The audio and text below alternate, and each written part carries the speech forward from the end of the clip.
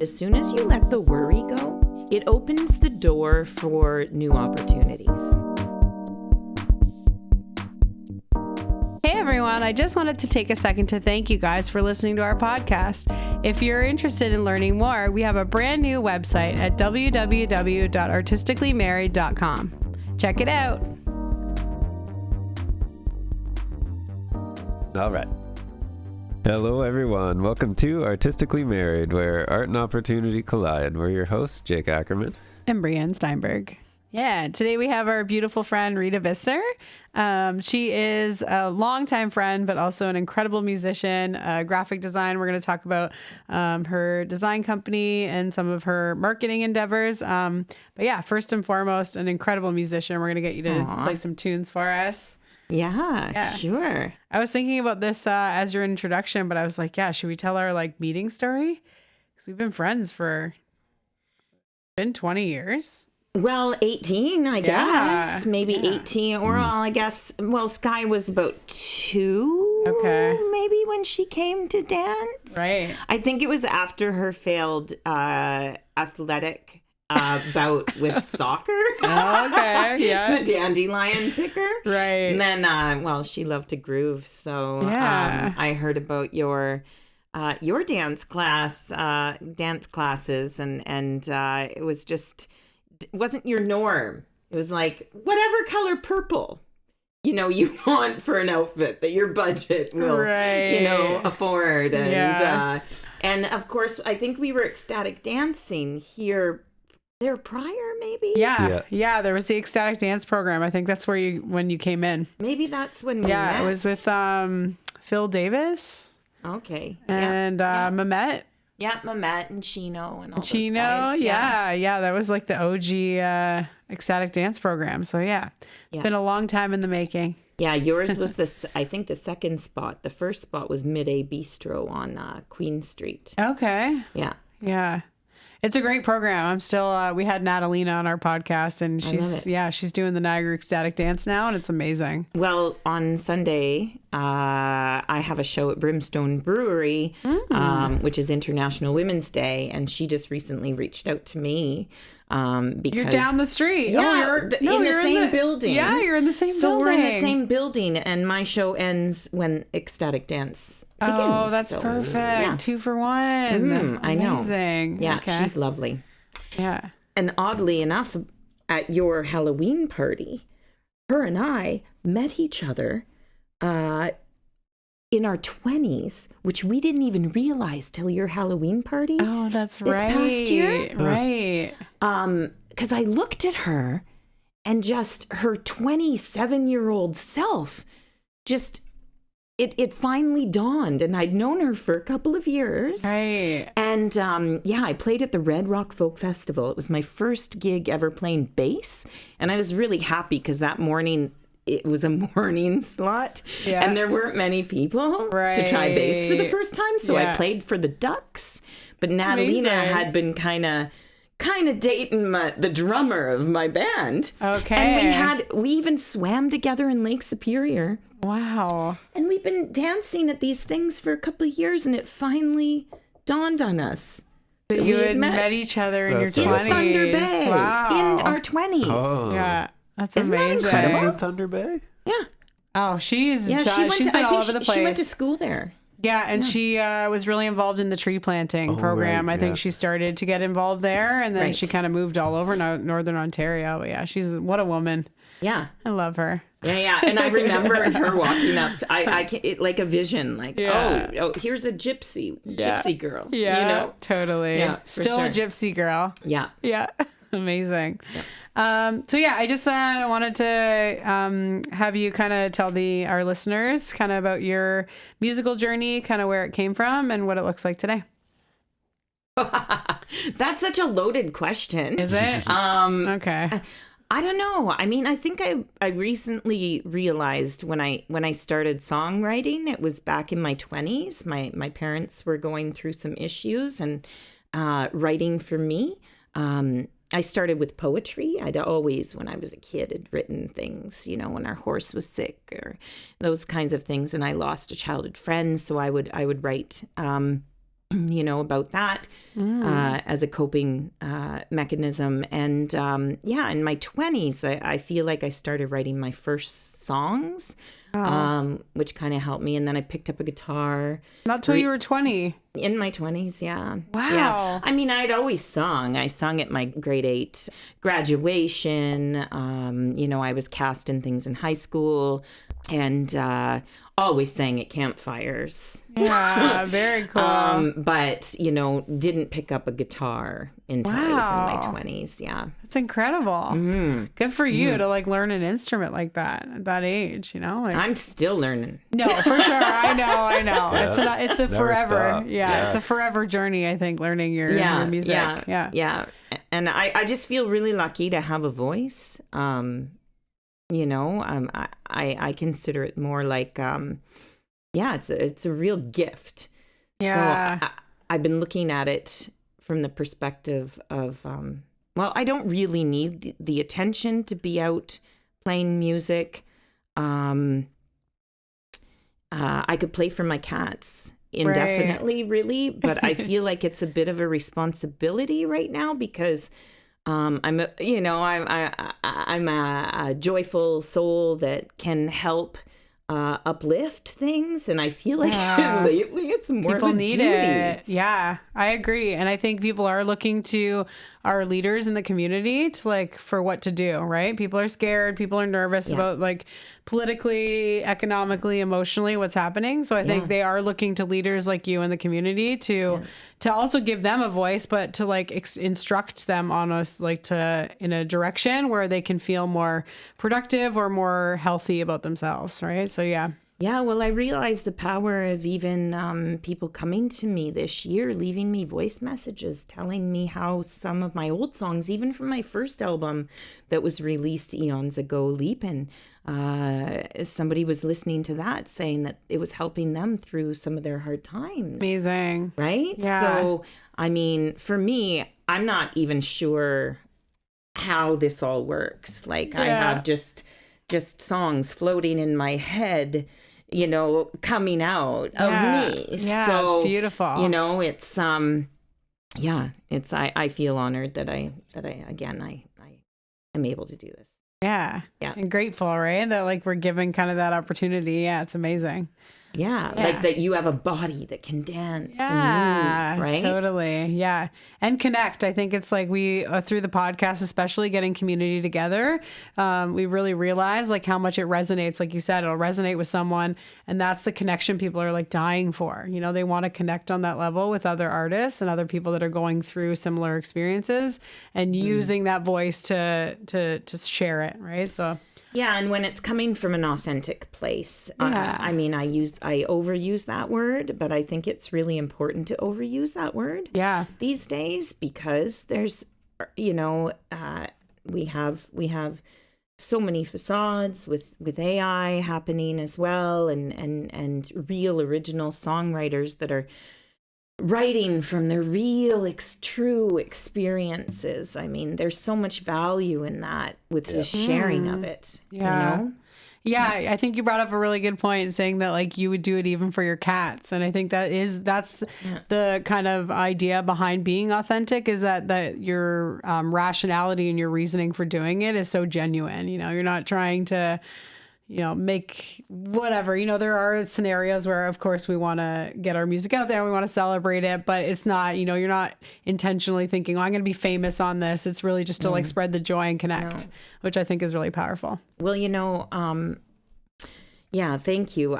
There's something about, they say when you make your mark in your hometown, you feel like you've arrived. And this past fall, I feel like I had this full circle moment because you wonder what is the big thing I'm doing with this, right? Yeah. And I kind of realized I got to open for Great Lake Swimmers in Thunder Bay, and I got to pick the theater that I wanted to always play. And it was one of those moments for me afterward where I had, some of the cool cats from Thunder Bay coming up going, oh, girl. Wow, you're famous. I didn't know you could sing like that. And they were musicians. And, so I felt like I had arrived, right? Yeah. And And honestly, since that, right now, it doesn't matter anymore where it goes. It's just going to go where it's supposed to flow, really. Totally. As cheesy as that might sound. No, yeah, I think that, again, is authentic. There's no big thing I need anymore. Wow. I mean, I'm a little older than some of the other, well, no, there's people my age, but we won't get into that. But, but like, I do feel like it also comes with age where it's just less pressure. Yeah. Quiet pride. I love it. I love it. And just, I just want to continue writing. I'm going to write and write and write. Yeah. Are you going to the Songwriters Club? Brandon's thing? No? Okay. I'm a little bit more of an insular sort of writer. Yeah. I like to just, like, even with the Daydreamers, even though I have the band Rita and the Daydreamers, I write the songs. And usually then if we have a show or if we're recording, we'll just run them and they will, you know, the players will add their magic to the parts, which I'm ever so grateful for. Yeah. But it's primarily me writing the songs. But this year I'm looking at possibly opening up the possibility of collaborating a little bit more. Is that because you have players that you have like a little more trust with, or you're comfortable working in that way with them? Well, I have a new bass player that I've been playing with, and she really wants to write some songs. Okay. So, you know, if she's feeling really excited about something, maybe I should open myself up to it. I never want to be stuck that I don't collaborate or I don't do, you know. So I'm open to the possibility of it too. We'll see. It's a journey because I feel the same way now with my dance teachers. Like I was the gatekeeper and I was comfortable in that scenario and I liked moving in that way because I was, you know, introverted in terms of my creative process. Yeah. So it was easy because I was like, it's comfortable, it's coming out of me and this is my process, and then it goes to the kids and then the stage. Right. So it was a new experience for me to try to collaborate. It brings a whole slew more of navigating. Right. Yeah. But you're right. You don't want to limit yourself, and you know, you don't want to limit anybody else's potential too. The fact that she's interested enough. Is special. Yeah, it is special. And she even like sent a picture last night saying, I got recording software set up. And I'm like, we're really going for it now. This. Yeah. We might do a little side project called the Dreamweavers. Oh, I love that. Where it's just some experimental stuff. Yeah. Because I've had 2 studios with exes and it was always fun to, you know, just tie one on and just get fun in a studio. Oh, totally. Yeah. I know. Yeah, well, we love this too because it's small, it's broken down, it doesn't cost a lot, but like when you put stuff into it, it's amazing, right? Jake, if you ever want some vocals. Yeah, maybe. Yeah. I know he's always writing like instrumental stuff, but he's like, I need to put music, need to put vocals on it. Yeah. Fun. I feel a collaboration. Now I want to hear your stuff.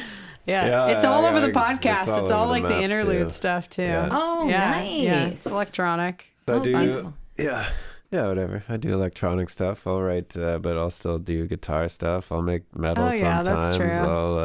I'll do an acoustic song every once in a while. It's I don't know. I saw the mandolin on the wall when you made us tea, and I'm like, do you want to play with me if I play a song? So we'll see. Yeah. I used to have an accordion, and I got okay at playing that, and now it's just been so long since I've touched one that I don't know if I could. So I have 2 accordions. Oh. Amazing. You know what I've been doing? Well, I told you earlier, like if you see something someone has, or you know, most people have more things than they need, 100%. right? So in this life, I'm like, I don't know. I used Facebook one day. I thought I'm just gonna throw it out there, like the bargain finder, you know. Yeah. And I just said, does anyone have an accordion they don't want? And it came back to me that day. There you go. Phil Agogo actually had an accordion. Yeah, and was he like, I don't play it, and you can have it? Yeah.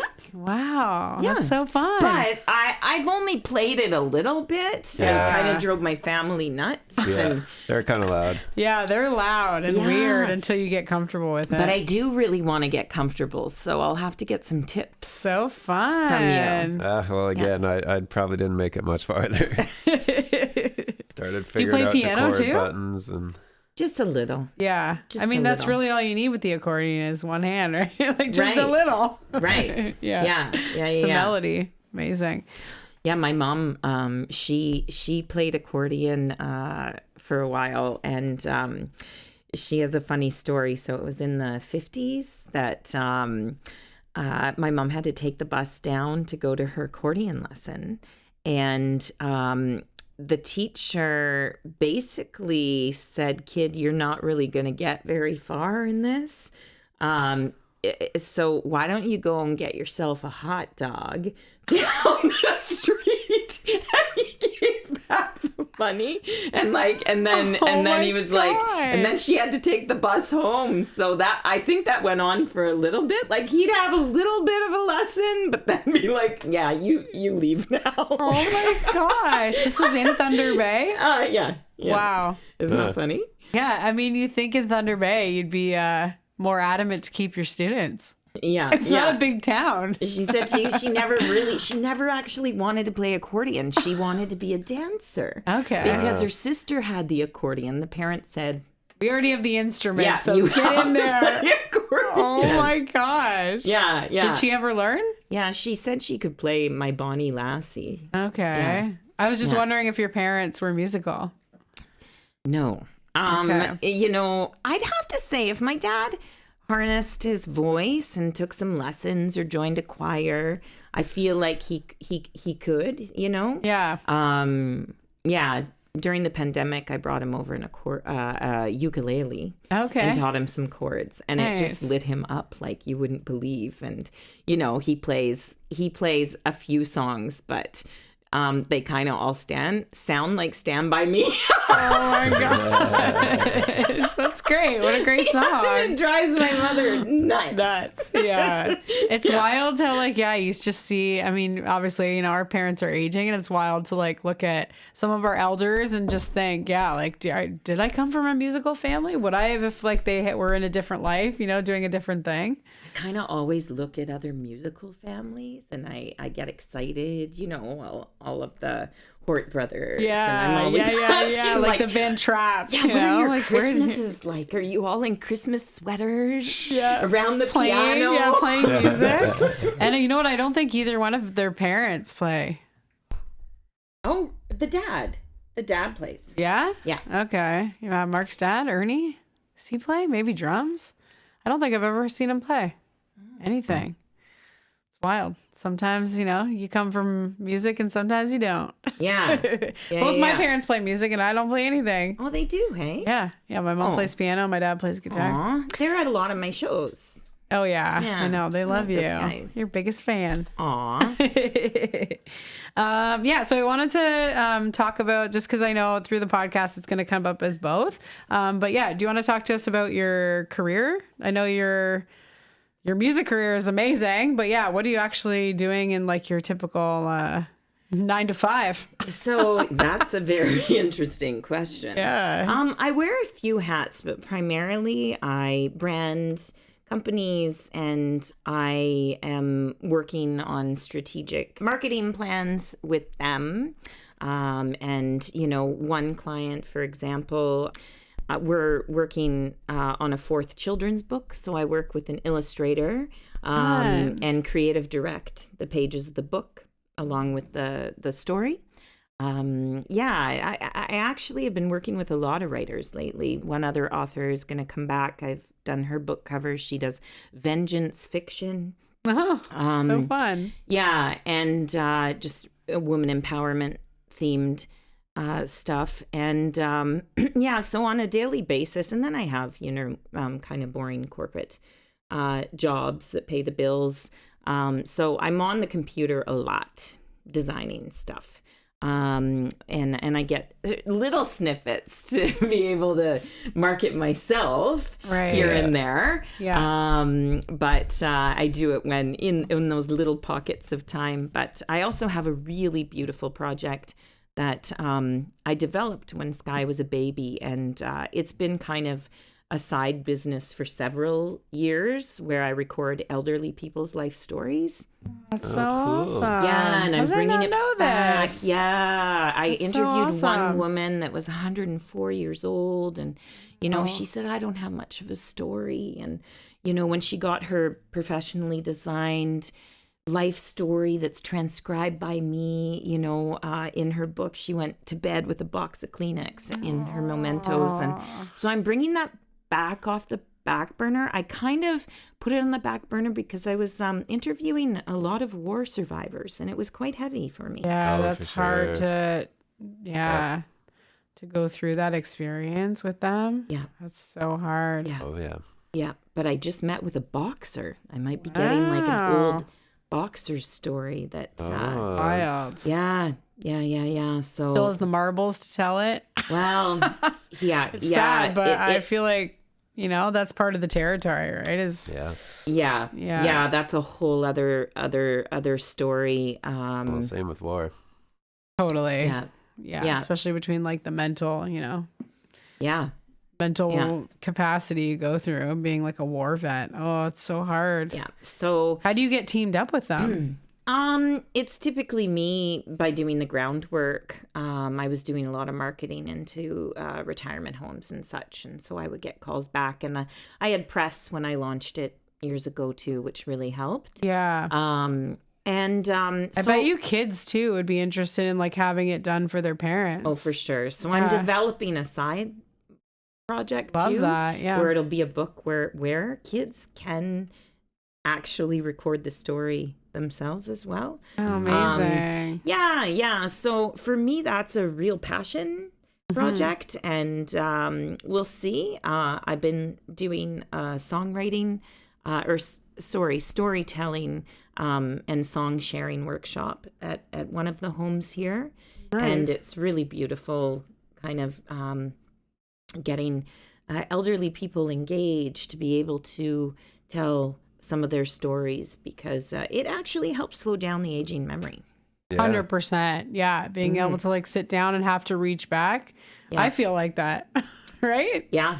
Like even in my own Good life muscle where I'm memory. like, oh yeah, what happened on that day? Or, you'll start like trying to recount something. It's so good for the brain. Yeah. Yeah. Yeah. It's so cool. So yeah, I'm always dabbling in a million things, and then I too have a podcast. You do? Yeah. What? Only 2 episodes. Okay. But it's life stories, and it's a lot of work. Yeah. I really Oh, do admire tell. that you Tell guys us. are Tell doing us about all this. the hard work. The editing, I don't, it takes a team, and I have 2 episodes out, but that was during the pandemic. I did a lot of things. I even put out a 50-page publication on the arts, and had like a team of about 6 writers writing for it. It was called Sterkte. That's on the back burner, which means strength in Frisian. Oh. Yeah. So crazy. So yeah, there's all kinds of things, and I mean, I feel like this is our shot here at this life, and Yeah. let's do stuff. Dig in, Exactly, do it do all. stuff. Wow. No, but I love that you're able to just like, go from one creative project to the next. You can tell that you're just a really creative person. Well, you know what? Honestly, I have gotten rid of corporate clients that didn't respect the time that it took or what I was doing. Right. So I've kind of carved this path to be working on creative projects with people that respect me. Yeah. And I respect them, and I feel really grateful, but it also takes setting boundaries. Yeah. It takes a backbone to be able to say, I'm not doing that. Yeah. Yeah, to not just take any job. Right. Right? Yeah. Yeah, and I think, I don't know about you, but like for me, it's like as I develop myself as an artist, I get really more comfortable into like what's going to make me feel great. Yeah. What I'm going to really love doing too. It's not just about trying to avoid, something that might not be aligned with you. It's more like you're going for the things that really do inspire you. Yeah. Which I think is great. If you have that luxury, like go for it. It's not really a luxury per se, Well, because there is a stress, always adding up the bills, and but as a single mom freelancer, and I have my own house that I bought. And, so I'm very proud of myself, and I'm thankful that I bought it at the time I bought it. Oh, 100%. Oh, yeah. Which was over 10 years ago. Yeah. So I'm very lucky that I have a lower mortgage. Right. I don't know how other people are doing. I know. Yeah, with the it being triple the amount. And I think that ends up being like a big theme of the podcast, because I think artists always are made to play this game, right? Yeah. Where we are typically freelancing. We are really a lot of times it's not something that's consistent. You're always trying to drum up business. And I think that's why the podcast has this big focus on, trying to hear the story of artists, but also how they are making it work. Because I think a lot of artists are feeling like, I have to do this. This is my job that I have to do. Yeah. And how am I shoving my art into the extra seconds? For sure. Yeah. Because I work 40 hours, 60 or 70 a week on design. And so I'm doing gigs at night or weekends when I can. But I pick the gigs that I want to pick. Totally. I'm not just going to... But recently I did have a show where they said, oh, yeah, the wage went up this year. Mm. Then I got my check. It went down. What? Yes. Yes. Terrible. What the ding dong? Yeah. That's been my saying lately. What Sky the laughs at ding me like crazy. She's like, I gotta stop teach my saying kids that. But honestly, it. it's the only thing that describes what's going on around me all the time. Yeah, without dropping swear words. What the ding dong is happening? Yeah. It's ridiculous. Yeah, but keep on keeping on. And I feel like sometimes what I'm learning is that as soon as you let the worry go, it opens the door for new opportunities. Easier said than done. He tells me that all the time. He's like, stop being so paranoid. Stop freaking out. It's always going to work. Because it's a resistance spree. I know. It's like, I mean, everything is energy, right? I know. And so if you're putting that out there, it's this total block. Yeah. And I've been that in the past. Frustrated, we can scared. Overthink things. Yeah. It's human nature, right? Especially with a fear-based world. Right. But we really now are the ones that have to turn it around, especially the creatives and just, I don't know. I mean, I called my band Rita and the Daydreamers. Yeah, because I love that. I listened to a CBC show on the importance of the daydreaming. OG podcast. Yeah. CBC radio. Yeah, exactly. Yeah. Just on the importance of daydreaming and how that if we take the time to actually be in our thoughts a little bit more, we can make more concise decisions, but groundedly in our thoughts, right? Like if we're by the water, we're taking a walk, not this between this and this and this and that, right? Like, the phone takes up, monopolizes so much headspace. Then that's manifestation as well, and it ends up happening, right? Yeah. It ends up being like a visualization technique and tool when you're just like, oh yeah, I like this. This is a great idea. Oh, I could do this. I'm going to do this, right? It's very easy to get from kind of point A to point B and like make it happen. But you have to give yourself that time though. And really when you're running the hamster wheel, it's hard. At the end of the day, like all you can think of is like, I just want to numb everything and, make it go away instead of like giving yourself that daydreaming time, I find. It needs to happen at like 9 a.m. when you're fresh after coffee and you don't go to work. But you can I feel like we can find that kind of walking meditation. Yeah. That's what I like in the daytime. If I get an email and say that I don't like the tone or this and that, like to not react or not let it affect me. There's techniques that I will do. No. Share.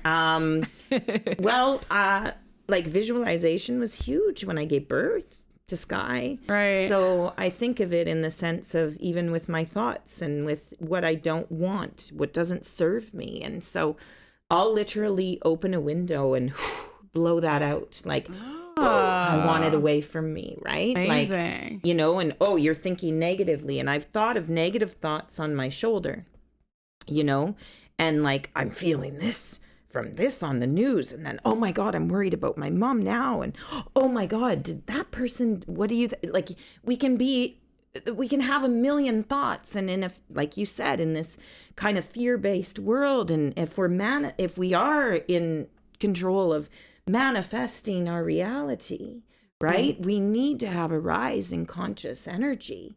Yeah. And so I actually picture doubt on my shoulder, and I'll just flick it off, and I'll go, fuck off. Amazing. I love that. Fuck off. Yeah. And yeah. I was driving the other day, and somebody had said something through email, and I'm like, okay, this person is definitely in a fragile place, and this is not something I'm taking on. So I just go, yeah. Let it go. We can be ninjas. Yeah. Energy ninjas. Oh, I need to be an energy ninja. Yeah, maybe we'll have to have a class at the studio. Yeah. Let's teach other people to do it. It's great.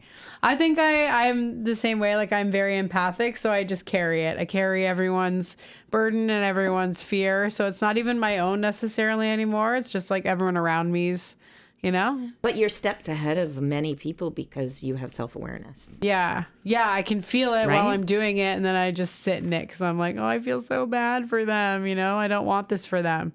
I want to go around and tell everyone else to, I'm going to flick everyone else's shoulder I do problems. That too. I do that. I know. But you know what?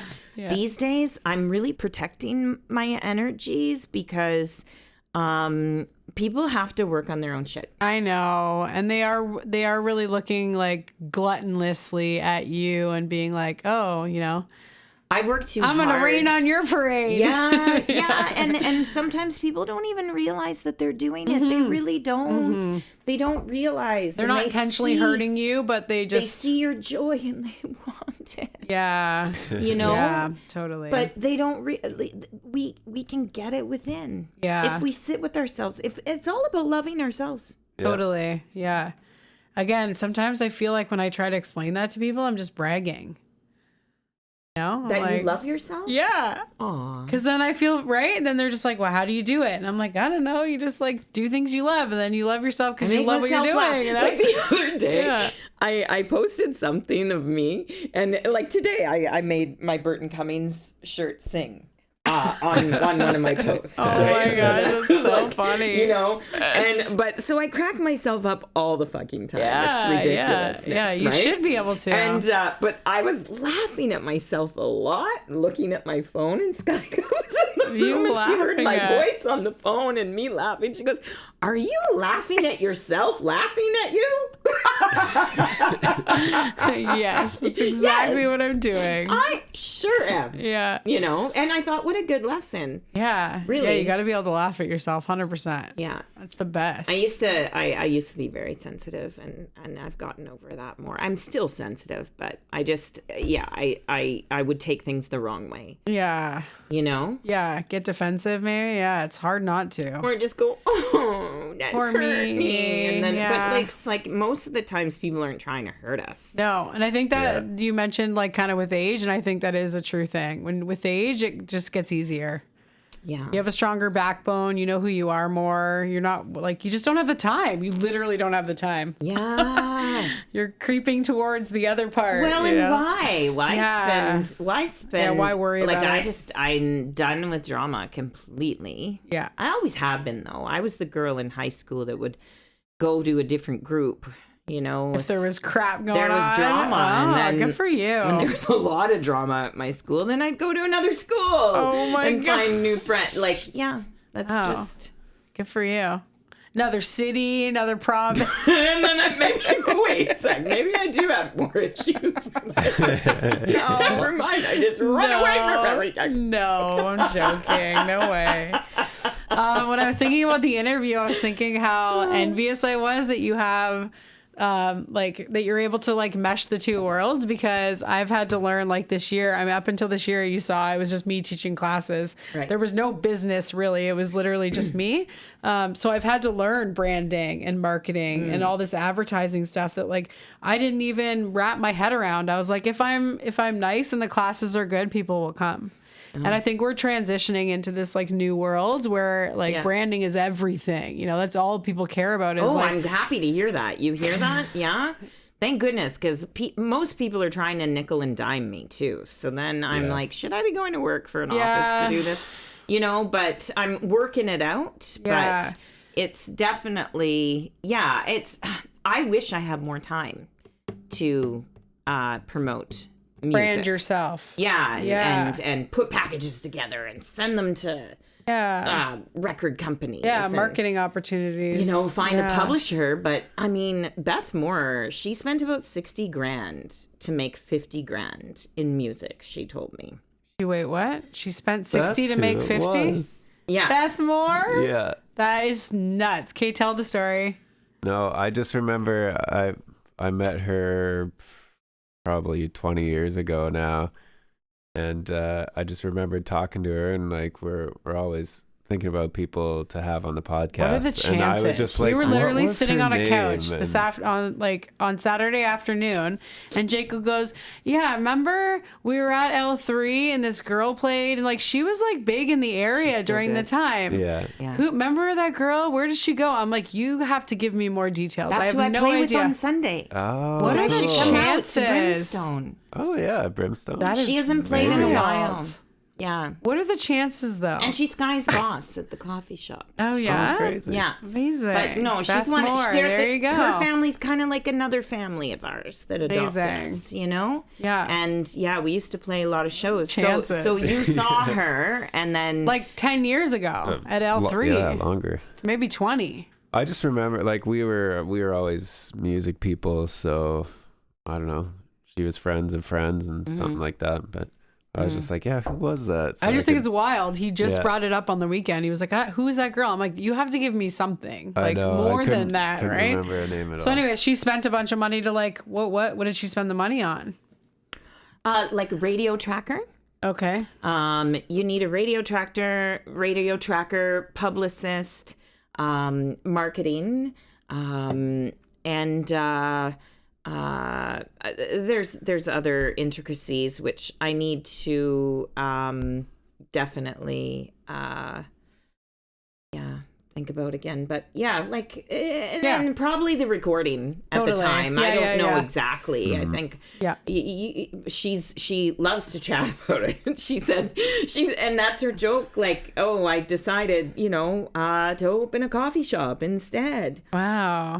Because it's you got to pay to play. I know these days. I know. Like I said, that is just such like a resounding theme of the podcast because we're watching all these like incredible artists and they're trying to like do it on top of their day job, And we hate that for them. That's like the old musician's joke. Like if you want to make $1 million selling records, start with 2 million or something like that, right? Yeah, exactly. Oh, just to make $1 million off your work. You have to have $2 million if you want to make $1 million. Exactly. Yeah. But in places like in Ireland, they actually have a living wage for artists. I have heard this. Yeah, where the government pitches in because for every dollar that they spend in the arts, they make triple back. Some crazy stat like that. And I believe it because you'd have less mental health crises. 100%. People would be happier going out to more things. They would spend more money at the local businesses if we had more street parties. Like, whatever happened to street parties? Yeah. I wonder. Yeah. Right? Yeah. Our streets are too busy now. They're too busy. But the side, maybe not this street, right? Like the Four Corners and all, right? Yeah. That would be kind of crazy to have a maybe we could street shut party our street down, have a street party. Well, I felt like... Because you don't really need our street. You can go around it. You can go around this way and around this way. Yeah. Let's get the city to shut it down. We're having the mayor on the podcast. Let's pitch it. Yeah, for sure. Again, though, it's not the best location. Maybe he'll let us shut the street down. It's just a road. Yeah. Or just street parties in different sections. People's houses. Yeah. Yeah. I mean, I also had like this vision, I think, when I was younger and running the studio and we were in a rental. I was thinking, like, I think the hard part for me watching you guys as artists is that it's the people who own the buildings that are making all this money. Yeah. So I remember thinking at the time that it would be great if, there could be more community-based projects. And I do remember, going into the exchange and thinking, oh yeah, this is exactly it. This is what we need, Yeah. It's city owned so that whoever's taking the cut is just pouring back into the city. And that's great. We need more spaces like that for artists where it's not a conglomerate or corporation that's like owning the venue, because then they take all the money. Yeah. Hopefully it thrives. I really hope. I know, really it's hope. doing great so far. You should ask the mayor too if they will put a budget in for asking people to sing "O Canada" at their city council meetings. Ooh, Because I was like asked, this. and I thought I have to. I've never learned "O Canada" and jammed with it, and I thought I might go to a city council meeting and just kind of bring up why I'm not going to play it yet unless they have a $25 honorarium just for gas money. Yeah. Like something. Yeah. Something. Yeah. And Right? like to be able to celebrate artists that are doing that, I think it would be great. Yeah. Yeah. Yeah. It's fun. Yeah. I meant to ask you how the Carry Me Home night was. The other night, on Saturday, on where they did the screening, it was a really beautiful night. Yeah, and, I saw pictures of it. Yeah, there was a lot of people there. There could have been more. I do wish more people. Lori Lococo did talk. She's counselor, and she just talked about the importance to get more people out to these things, because the more people that come out to them, the more the city will invest back into it, right? Yeah. Right. And so I was hoping for a little bit more involvement, but yeah, they did a stellar job at it. It was a really beautiful project. I'm very, very honored to have been a part of it. So fun. Because we actually got paid to record these songs and a video of them, to be able to have a marketing piece. Yeah, that's so awesome. Right? Yeah, I love what Lori's doing for the arts in the city. She's such a great ally and advocate. We reached out to her, telling her about the new dance studio. Oh, okay. Yeah, just asking for Yeah. any points in any directions. Yeah. We're like, help us. Yeah. Help us introduce this, because it's going to be an art hub for kids, which is awesome. Oh, good. Yeah. Yeah, I'll definitely pick your brain with that too. I love brainstorming and yeah. And when you get huge populations of kids together, right? It's so powerful to see what they create. Yeah. Yeah. Yeah. Well, I've got ideas. I mean, the father of my child is Jeff Farnsworth, who you've had on the show before. And, and he drove me here. Him and Sky are driving around exploring. But I've always envisioned us opening some sort of creative art studio. Yeah. Where he can do a little bit more of the art. He can do a little more of the music, and I would do more of the music. And I feel, I used to do songwriting with Girl Guides, and it was amazing. It was incredible. Like I really miss it, because once you give people just the simple tools on how easy it is, to write songs like 4 chords, you can do this too. Yeah.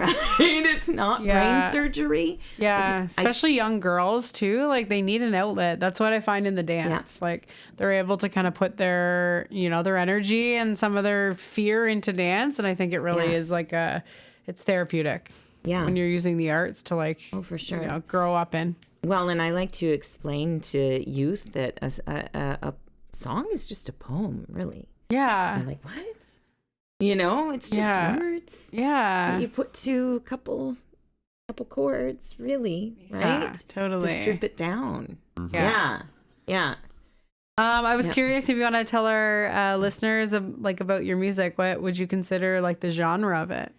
These days, I have been saying it's Canadiana. I was going to say that. I love that. Soul, folk, roots. Totally. I love it. Yeah, and it really does. It kind of checks all those boxes. It has a lot of dexterity. Thanks. Love it. We're going to get you to sing in the break, I promise. I was curious what, you kind of just talked about your partner, Jeff Farnsworth, we had on the podcast. If you haven't listened to his episode, definitely go check him out because he's amazing. He is not my partner. Oh my God. But we are buds. partner in crime. Partner in crime. Yeah. I don't know what to say, baby daddy. Yeah. We're a different kind of family. I think he I has meant my back. I have his co-parent. That's what I think I was trying to say. Yeah. We, I mean, when we separated, we lived in the same apartment building. He was just upstairs, and I was 2 floors down. It was good transition for Sky because exactly. she knew Daddy was upstairs, and he has a house key. He raids my fridge all the time. So there was lots of times, that we've had parents come into the studio, and we could tell that they're really like at odds with each other trying to raise their kids. And I would just look to my mom and be like, why can't they be like Rita and Jeff? Why can't they co-parent like successfully? Yeah. But anyways, my question was maybe another workshop. Yeah, exactly. Yeah. We need a counselor on for that one. A marriage counselor. No, I was just curious kind of how you guys are imprinting Sky and how, raising a teenager and trying to instill the arts in her.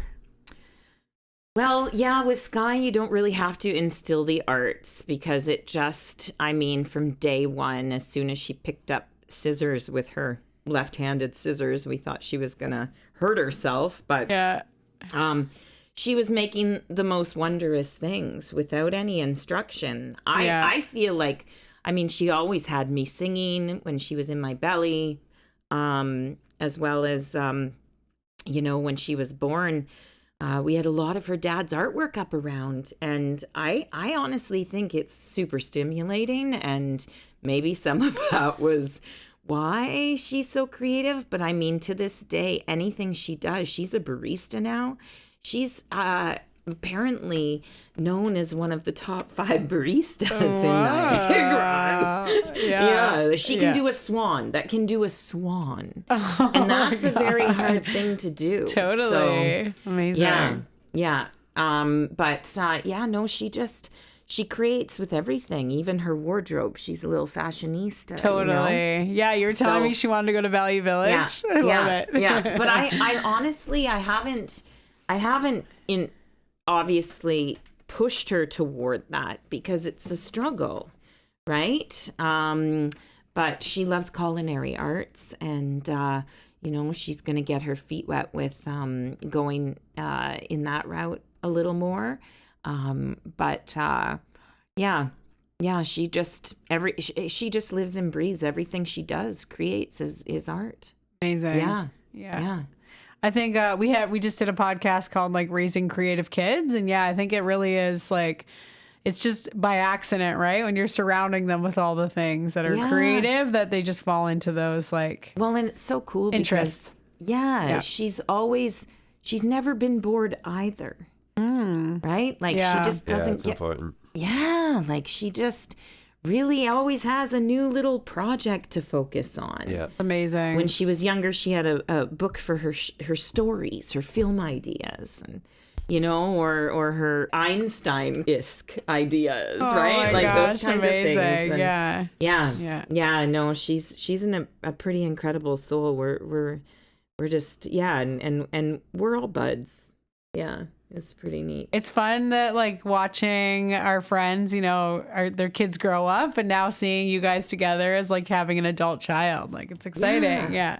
It's exciting that they become like more of a friend rather than, you grow out of the mothering and you grow into like the friendship part. Well, That's what's exciting. They say not to be friends with your kids, but no, come on. Screw they. They don't know anything. Yeah. They don't know anything.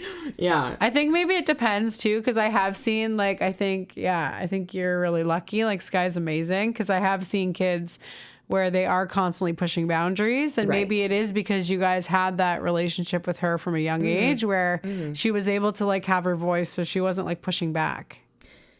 Yeah. The way that I've always described it, I remember I told her when she was young, like, look, this is the first time I've ever done this. I've never been a parent before. So if you have any suggestions on how I could do things differently, by all means. I love that. Right? Because it's true. It's so true. And every kid deserves a different handbook. And it's so true. I know. And I feel like that was a moment where yeah. she then respected me more, and she would mention like, hey mom, why are you, she hates if you raise your voice like at all. And I have a very loud voice. Excitable. Right? You're when excitable. I'm assertive, people think I'm yelling, which I'm not. Right. So no, I've you're had just to directing. Really, but she has a way. We have such good communication in that regard where now, always we can just, be real. Yeah. I think it's important to be real. But she also knows, as a parent that, there's a respect thing there. If, she doesn't ever want to offend. No, that's what I mean. She's always been that personality where she's not trying she's not trying to hurt anyone. She's never trying to push back. So like, you're really lucky but you wonder like chicken or the egg, right? Yeah. I Did kind she of won end the up lottery. like that? Yeah, you did. You won the lottery. Totally. Yeah. I mean, it's really, again, I'm watching other parents in the studio and growing up with their kids that are just like pushing back constantly. And I feel like they can't get to like, they will say to me, oh, I wish I could get to the point where I could be friends with them. But I can't. I have to keep being this like authoritarian position. And then I'm like, okay, well, is it because you keep being the authoritarian? It's hard to do. Won't... Do you know why? What helped me? I think it was like when I was breastfeeding and, you wake up in the middle of the night and it's like the only thing on at the time was Nanny 911.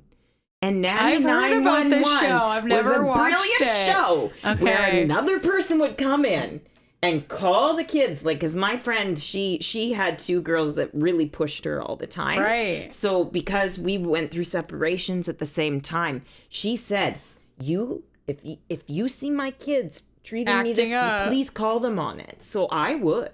Okay. So, but you sometimes do need that other person to say, no, that's unacceptable.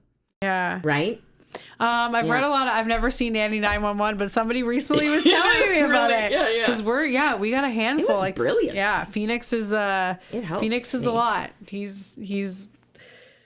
He has his own voice, and he doesn't like when anybody tells him what to do, which I don't know who he's like. No idea. Which is good, too. There's so many good things about that. I know. As an adult, it probably makes you like an easier thing. But yeah, I think that's a big part of empathetic parenting. Yeah. Is that like you're the safe zone, so you're the one who's like nurturing and nice, and then somebody else needs to come in and kind of be the bad guy. Right. So yeah, we do have those like scenarios, I think too. But yeah, I couldn't imagine Sky ever needing that. But you know what? I commend you guys because I only had one. Yeah. I don't know what it's like to have two. Yeah, two is crazy. They just fight each other all the time. They're so ridiculous. Do you have siblings? Yes, I have a sister. And do you fight each other all the time? Oh, my sister beat me up all the time. Come on, right? Like it's all so the time. whack. All the time. It seems crazy that like it almost seems like it's intrinsic, like it's intuitive. Until this one day where I went like, when is this gonna stop? How am I gonna? And so I pretended that I, on the count of 3, had this incredible superpower. And she saw like the fire in my eyes, counting up to 3. I'll never forget this moment. She tried to pin me down, and I went 1, 2, and she was like, "What the hell's going on? Yeah, what's gonna happen?" 3, I just fucking lost it. Wow. And she tried a couple more times here and there, but the 1, 2, 3 thing, I tell you, all of a sudden I had this crazy, you ain't doing anything. I'm a superhero. Maybe now. I'm gonna try that on Phoenix. Do you think it'll work? Did you beat her up after? I didn't beat her up. Okay. But she did once. She was on top of me, and I did take her by the head and the hair and flip her my over. gosh. It seems insane because as an adult, like, insane. I can't believe I'm saying that. I can't wait till she hears this. I'm not a violent person. No, that's what I mean. That's what we're struggling with. Just I'm this like, one time in high school. Oh, in high school? Well, I punched someone in grade 10 in high school. Oh, I thought you meant with your because they sister. were picking on another friend, and it was a friend that turned Okay. on me, and a bunch of girls turn on me, you know, the catty Yeah. girl thing, which I can't stand. Me neither. And she made fun of my friend that was sticking by me. And so I went to the front of the class, and I grabbed her out of the chair, and I fed her shots to the face and Dirty No Canada. And then then I'm in vocal class, second period, going, oh my God, what the hell I'm did I getting just do? expelled. The Now I crazy understand thing why you is- switched schools. No. I stayed in that school. Okay. But the crazy thing about that story is that our grandmothers immigrated from Holland together, and her and I met at church. So that's why I was so pissed off that You're was like, I know getting you. Why part are you of the doing caddy, this? you know? Yeah. And sorry, Michelle, I'm mentioning this, but I hope you don't listen to this. my But, you know, because she just lent me her truck when I was, on you were up tour. there? So Wow. years later, I was in her wedding party. Like, I Oh, helped bathe her when she was wow. going through a surgery. And, because second period, I'm in vocal class. And I couldn't believe what I had done, but it's just like the school was turning on me. Two twins wanted to beat me up because I broke up with a guy that was not good to me. Right. And, only two of those in my life, those kind of guys. But anyway, so I ended up, getting called to the principal office. I'm singing alto in the choir. I look like a little angel. And the vice principal comes, and he's like, Rita, get to the office. And I walked in the office, and Michelle is there with a black eye. And she looks up at me, and Mr. McRae says, okay, girls. And she said, sorry, Mr. McRae, I just have to say something first. I turned my back on my friend, and I shouldn't have. And I deserved it. Wow. Good for her. Yeah. And then you're best friends ever since. Well, yeah, we've never I help her out. She was, with donating some designs, and Amazing. yeah, we've helped each other out through the years for sure. It's a great beautiful story. Yeah, it's a good I'm not story. saying violence works. No, totally. Yeah. But, You know, Sometimes. once in a while, you got to stand up for something. I just, yeah. Yeah. That's wild. Yeah. Yeah, it is a wild story. So crazy. Yeah. Yeah, we got one vicious child. But yeah, it just makes you think, like, is it innate in us? Like, it's weird. As adults, we don't fight. Right. It was only something you do as kids. Yeah. It's so crazy. Yeah. Yeah. So do you want to talk about, I wanted to ask you kind of what project you're most proud of. But really, you could talk to us about any of your musical projects that you've been involved with over the years. Musically, I'd have to say my latest album, Northern Daydream. It's Amazing. My homage to the Canadian waters. It's all of my songs are water referenced to inspire, and I speak of my grandmother's spirit in the Seagull's Flight in my song Batchewana Bay. It's just, to me, that was an album that I Joe Lipinski took my vision and really, really brought it to life. And, he kept asking me, what do you think, Rita? What do you think? And he was so good to work with in that regard. And so I feel like it's just like a real piece of my heart. Amazing. Yeah. All right. Well, we're going to take a break on that. So do you want to play us a tune from that album? Sure. I can. Okay. Yeah. Yeah.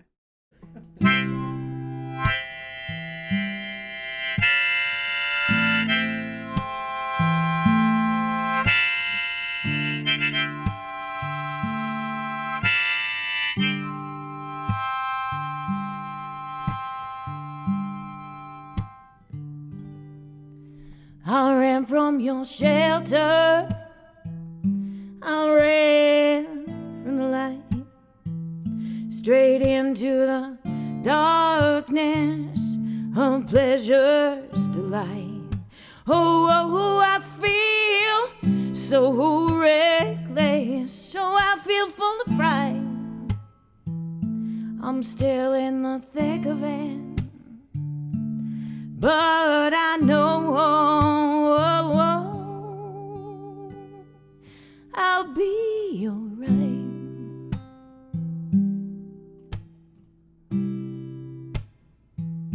I've climbed many mountains and I've swam many streams, dived down past the surface and slipped on my dreams. Oh, oh, oh, I feel so helpless, so I need to feel free.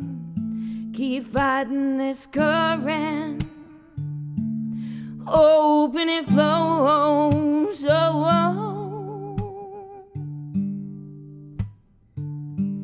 back to me.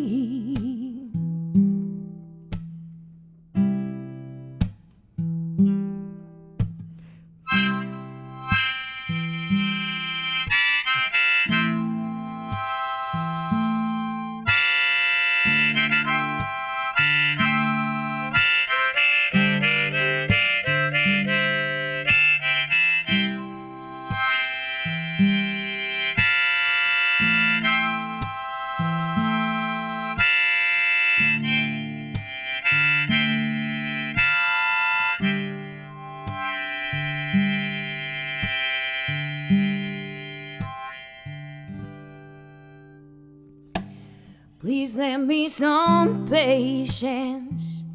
Please fill me with hope and help me from dangling off this fucking rope.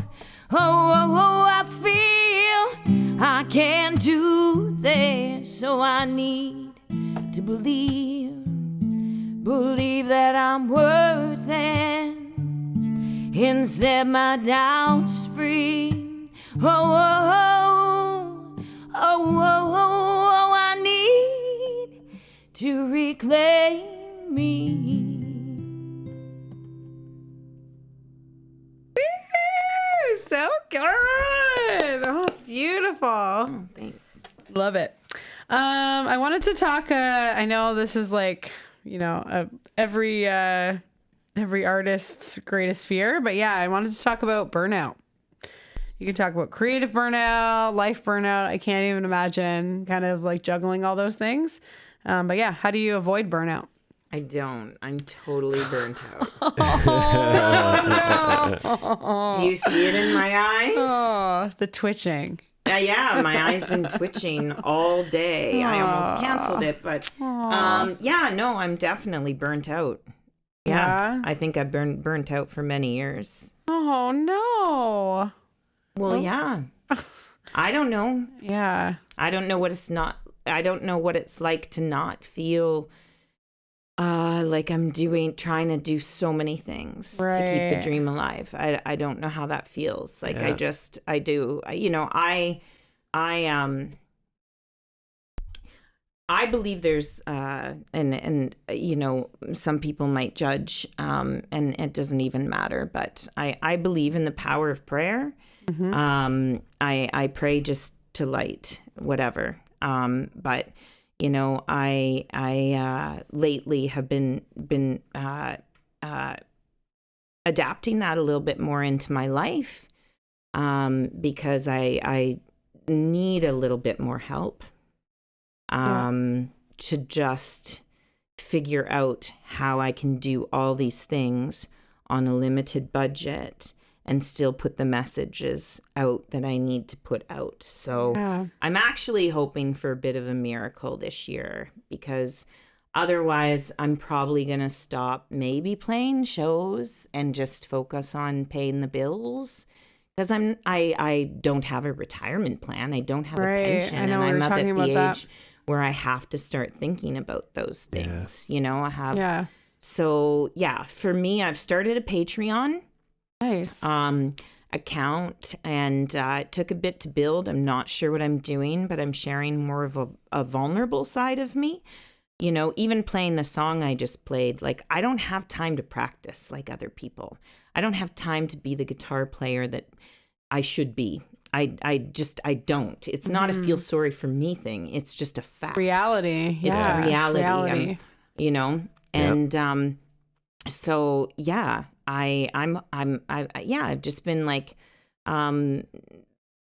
yeah, I don't know, Bree, and Jake. It's when I got back from opening from the Great Lakes Swimmers, or actually even before Great Lakes Swimmers, I was literally just looking and putting my resumes together to apply for a job to be a marketing coordinator, because I know I could make some good coin. Yeah. And get a good you have job. tons of experience. You have, I know it sucks to have to like bow down like that, but honestly, I really appreciate your honesty. I think like a lot of times we'll ask that question to artists and they'll come up with all these like coping strategies or ways that they will find a release. But honestly, that's the most genuine answer is like, no, I live in burnout. Like that is the life of an artist, right? Yeah. And that's the sad reality is that we are taught that our art has to be a luxury, is that we have to just like fit it around the fact that we have to pay our bills. Well, and I want to educate people on the fact that like, you have no idea. Most of you guys listen to this for free. You know, I even hand people my CD and they have no problem sometimes saying, oh, how much? You know, they just take. Yeah. You know, and I can't keep doing that. No. Yeah. You know how many times I've been asked to play free shows when I first moved here? Yeah, You I know know? it's so unfortunate that like people aren't willing to like pay for it. And I think that's actually my next question. So I wanted to get into kind of how you feel, because I feel like you are on both sides when you're working in the marketing world, and you're seeing kind of how social media is developing and how much, we basically have this like reliance on it that if you're not willing to tap into it, so now it just becomes another unpaid job for an artist, where if you're not, tapping into the social media stuff and you're not posting constantly, which again, unpaid, means that you're not even going to get invited to the, you're not even going to get in the room. No. So yeah, I was wondering kind of your vision and how you've seen the evolution of like the social media changing the marketing world and kind of what that actually means for the artist. Well, I think that I can see a lot of people are tired from trying to get so many likes, and now the algorithm, I think we're stuck in some vortex. I honestly think, because I've tried everything.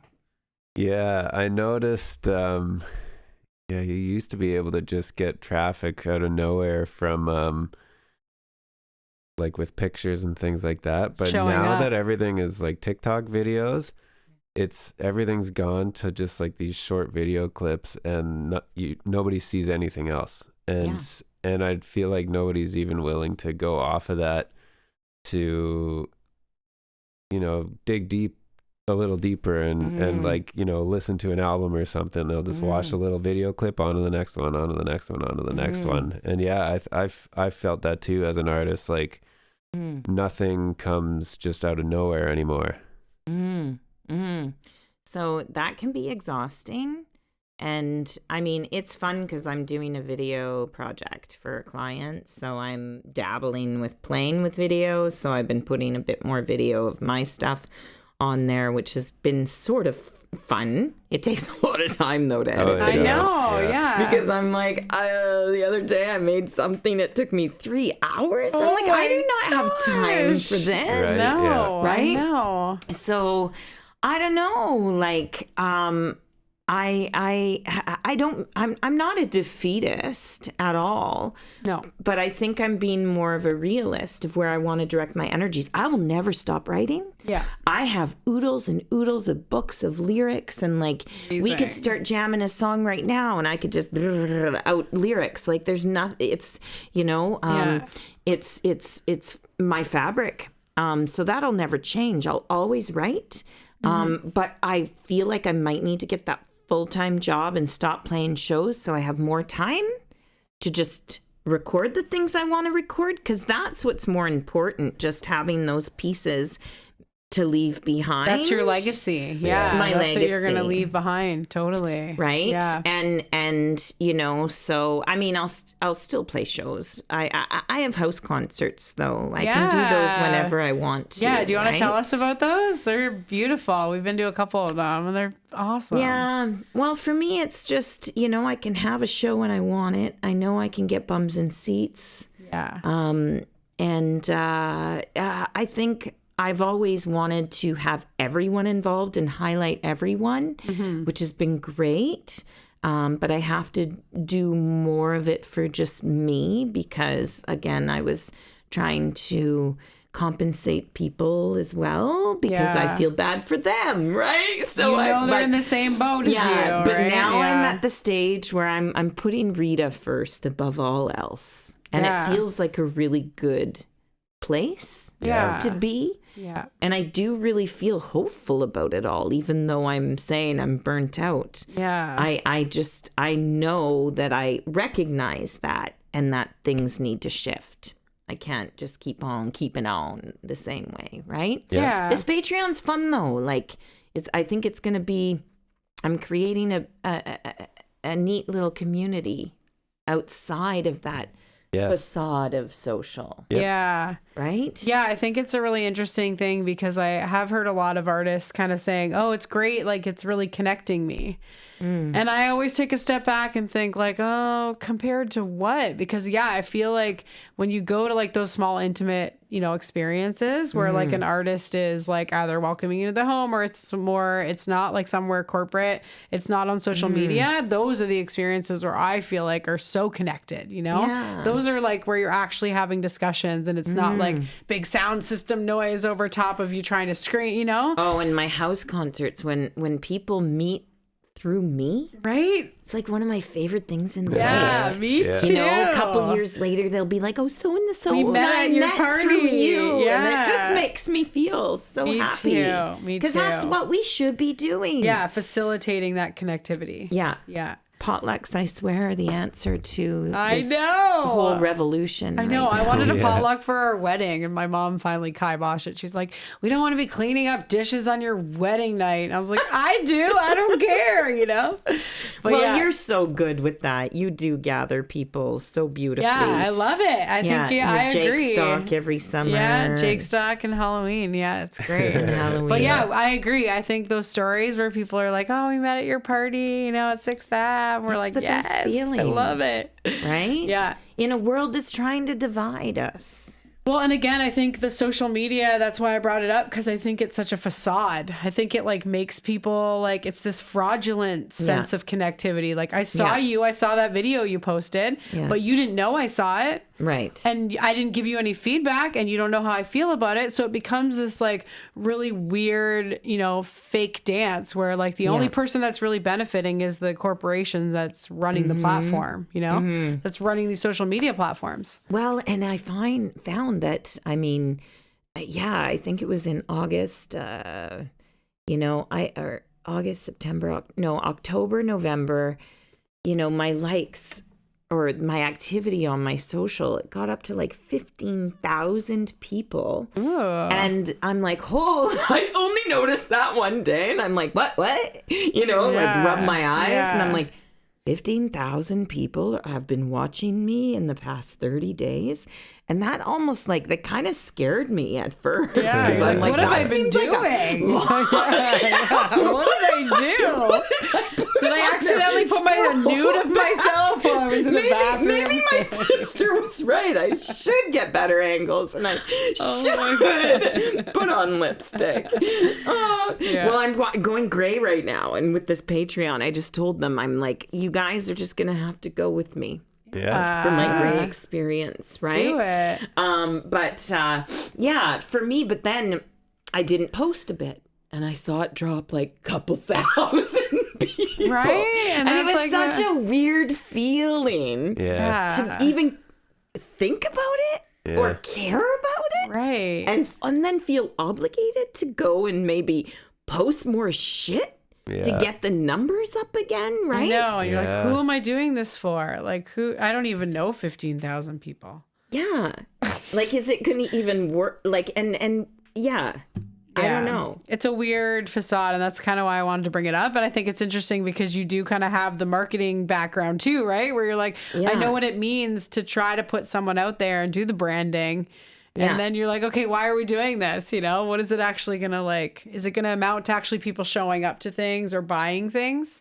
I know what I'd have to do marketing wise to really push it, you know, and get a publicist and all of that. But the investment and another album now I need. So we're talking about 50, 60 grand probably to like really get it. And they even say like for grants now, even for Factor, you need at least $10,000 to be able to invest of your own to get that money. I don't know if that's true, but that's had a couple 100% artists true. tell me I literally this afternoon hired a grant writer for the studio because we're moving into this big building, and I'm like, this is it. We only have like one opportunity to get access to grants that are for new and upcoming businesses and like refurbishments.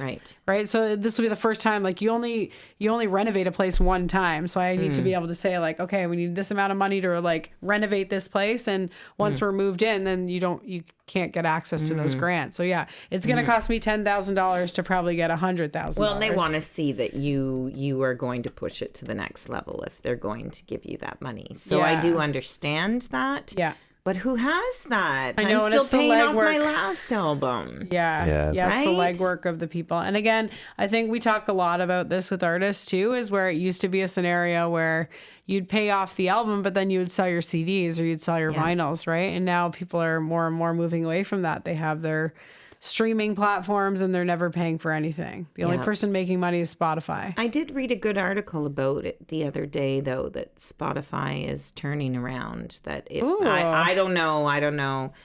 That'd be nice. That would be amazing. You know, I think they're... Well, I've started to see that you can like... some artists will have something where there's like a button that you can just support directly to the artist, or there's... they're starting to advertise their merchandise. And it's like right on Spotify. Yeah, the merch. Only some are doing it. So like at least there's options. Yeah. Not everybody's using it though. It's Yeah, I know. Like somebody recently said to me, a client, they said, oh, well, once I get my book out that I'm designing, she's like, you can put all your merch at my table and I want to, and I'm like, I can't afford to make more albums right now, to print more albums right now. Right. So like, you're like, I'm a musician. I'm not a clothing company. Like, what do you think I have in my backyard? It was a sweet offer. For sure. Yeah. Sweet offer. They're trying to do affiliations, which is beautiful. Yeah. And that's the connectivity part. For sure. Yeah. But, you know, I mean, to push it more also takes in music to tour.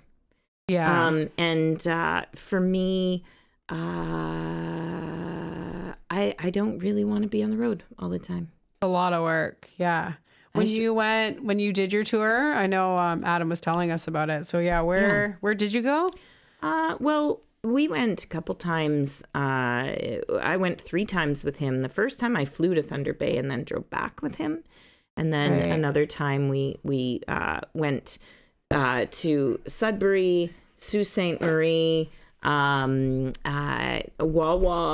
which is about 5 hours from Thunder Bay. So all that whole North Shore, we kept on doing that circuit because we built a beautiful community of people.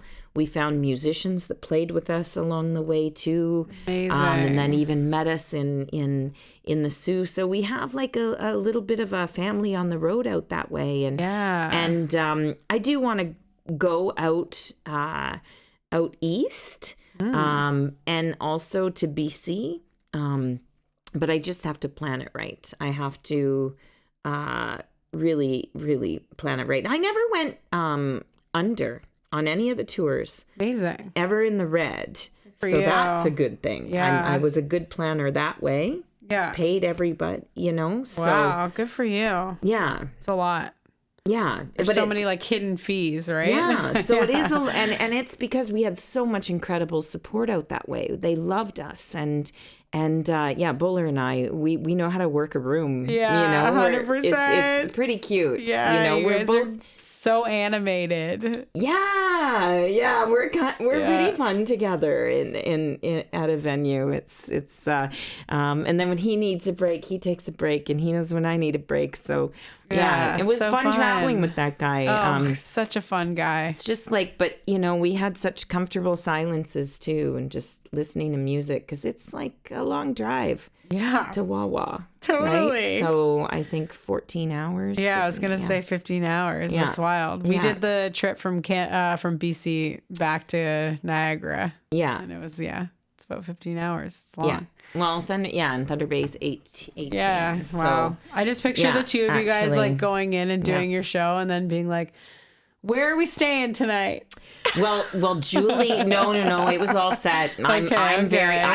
I'm your artist that is can really get shit done. Well, that's a mom, and so is right? he. Moms but so is he. Yeah, he is. And so totally. he'd be on the social for the next show, while I'd be like calling the hotel to make sure when we're coming. So that was all booked. It was actually all booked. Yeah. Except we had like a random moment where we were tired. Yeah. And we didn't want to drive anymore. So we went and asked at an antique shop if they knew of any spots we could play in town. And then all of a sudden, out of the blue, they're like, sure. And we had a gig and we had a hotel that night. And yeah, it was one of those synchronistic things in Bruce Mines. Okay. Yeah. Amazing. Tiny little. We were tired, so we set up a show. Yeah. Just fun. Yeah, magic happened. Love it. Yeah. Love when things like that happen, especially on the road. It's great. Mm-hmm. You kind of already mentioned this, but yeah, I was curious. I love talking to artists about how they kind of measure success. You kind of said, being famous in your hometown. But yeah, is there anything that you are, hoping to accomplish in the future? Goals, daydreams.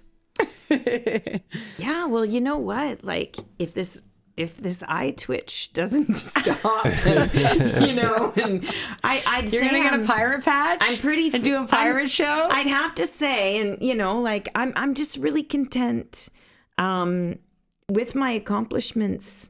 Amazing. So far. Like, I've had a wild life. Like, I worked in the radio industry in my 20s. Right. I checked in Whoopi Goldberg, and I sang on a bar once with a random band in Calgary singing the wildest Motown songs. Cuba Gooding Jr. was there. It was like time of my life. I've been in Hawker Jets. I've lived a little bit in Florida and Australia and Toronto and Calgary, and I don't really have any huge vision that I need now. Amazing. Like, I like the simple life. Yeah. I'd love a Juno, I guess. I'd take a Juno. Okay, now that I think about it more. But yeah. But it doesn't matter if I can't make the album to get me. My last album probably could have. Yeah. But you had to pay. You have to pay to submit for a Juno. Well, I know, right? And these are all like the red tape that people don't understand, and they just assume that artists are like dying to play for you. Yeah. Yeah. People have that kind of facade. So I think it does. It costs a lot of money, and you have to have honestly, that backing. I feel like it's more about just living my authentic self more and more. Yeah. And if I can keep on carving that path, then I've arrived. Yeah. I think it's really exciting that you are at a point where like you feel so satisfied with the things that you are in your past. Like, that's such a beautiful thing as a friend to see that you're like, oh, I love what I've done. I'm like so proud of myself. Yeah. It's great. I really am. And I might just I could be that person that just hides from society one day and just goes into the bush and finds the love of my life Jacob, or something. And Jake's into it. Yeah. You got 50% support. 50% support. Yeah. I don't want you to do that. I still have house shows. Yeah. Okay. All right. Great. But yeah, I guess I'm not after this big one thing. Yeah. It's more about just being happy daily for me. Yeah. You know, and walking in that kind of joy. Yeah. And knowingness that I'm not hurting people. I'm setting the right boundaries, and I'm being creative and using, you know, my talents that I've been given. Totally. Love it. Yes. Yeah. Can you, let anyone know? I know you said you have a show on Sunday. This episode's going to come up a couple weeks after that. Anything else that our listeners should check you out? Well, yeah, I'm prepping for a fun show. Two fellas approached me to do a somewhat of a, it's not your typical tribute show. One guy's going to play Elvis and the other's going to play Johnny Cash. Come on. And I get to play any of the female greats that I want. So I have a list. Wow. So we'll throw some Janice and some Joni and some Dolly and some Patsy. And so we have a rehearsal tomorrow night. We had a magical rehearsal last week, and it's really fun because it's not where we're just singing. We're gonna do acoustic, not all to backing tracks, and it's gonna be really dynamic. Where, you know, I'm gonna whip out the harmonica, and we're gonna jam on each other's songs, and also do rounds for some of the songs and such. Amazing. So yeah, it's gonna be really beautiful at Corks in Niagara-on-the-Lake this summer. Do you have a date? Not yet. Not yet. Okay. Possibly in June. We'll just see. Okay. Want to build it right, and not force it. Yeah. And then I'm going to be playing at the Good Earth Winery this summer. Oh, I've heard amazing things about that place. Yeah. They're really renowned for their food as well. Yeah. And that's going to be lovely. I play at the Irish Harp Pub coming up in March. I'm going to have to look at the date, but it is on my website. Oh, nice. In Niagara-on-the-Lake. Yeah. I love that place too. Yeah, we'll get all the dates from you, and we'll add, if you guys check out underneath our podcast, we'll add all these dates on there once they firm up. Yeah. And who knows, maybe I'll finally bring my dream of campfire for hire to life. Oh. Can you imagine? Like, campfire for hire. Yeah, somebody hires you and you come set up their campfire and sing songs. They have the campfire, but we sing. So maybe it's not going to be necessarily campfire songs for hire or whatever. Yeah, but it's like so campfire you want singer for hire. It will hire. be 2 people or more, like a duo, trio. So if you want, you know, a violin player, it'll be this much, and if you want this, it'll be this much. Oh, and so, people would love that. Yeah, people hire us, and that'd be amazing. Play by their campfire this summer. Yeah. I want to stick around Niagara this summer. Yeah, essentially. Us too. Let's work together on something. Yeah. Okay. Collab. I'd love that. Okay, sweet. Well, thank you so much for coming. This is amazing. Yeah, you guys are great. Thank you for doing this for the arts. It's really beautiful that you put this much time, because I know it takes time. It does. Yeah, we're trying. That's why I only have 2 episodes of my podcast. I think we're going on 70. Is this 70? 71. 71. What? I know. 71 episodes. Wow. Congratulations. Yeah, thanks. 71 episodes since when? October 2025. Holy smokes. Yeah. Every week. Without fail. Yeah, 1 a week. 1 a week. Yeah. You guys keep the momentum going. Yeah. A couple of them we did in travels. Yeah. We had little lapel mics. We were in Peru. Yeah. We hiked Machu Picchu and then did an episode. That is so cool. Yeah, it was fun. Yeah. Aw, well, thanks, guys. Check out the backlog. Yeah, thanks for coming. So let's get you to do one more tune for us. Okay.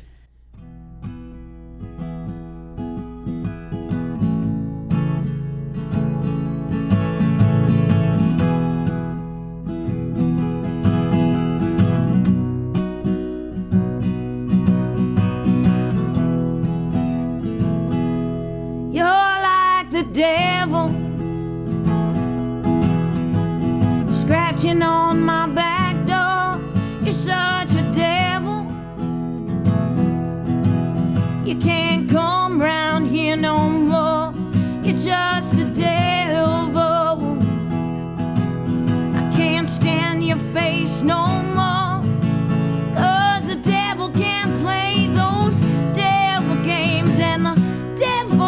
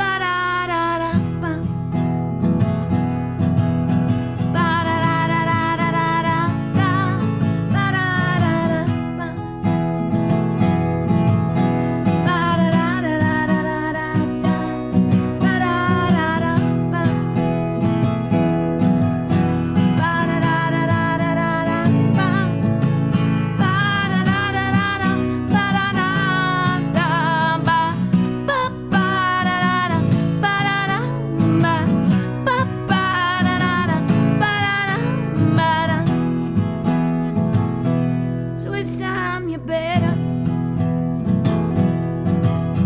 stop creeping at my back door. You're such a devil. You can't speak those devil things no more. You're like the devil. You can't wave those shiny things no more. Oh, the devil can't flaunt those devil wings, and the devil can't do those devil things, and the devil, he ain't welcome here no more. Oh, the devil can't shine those devil shoes, and the devil can't sing his devil blues, and the devil, he ain't coming round no more. Something like that.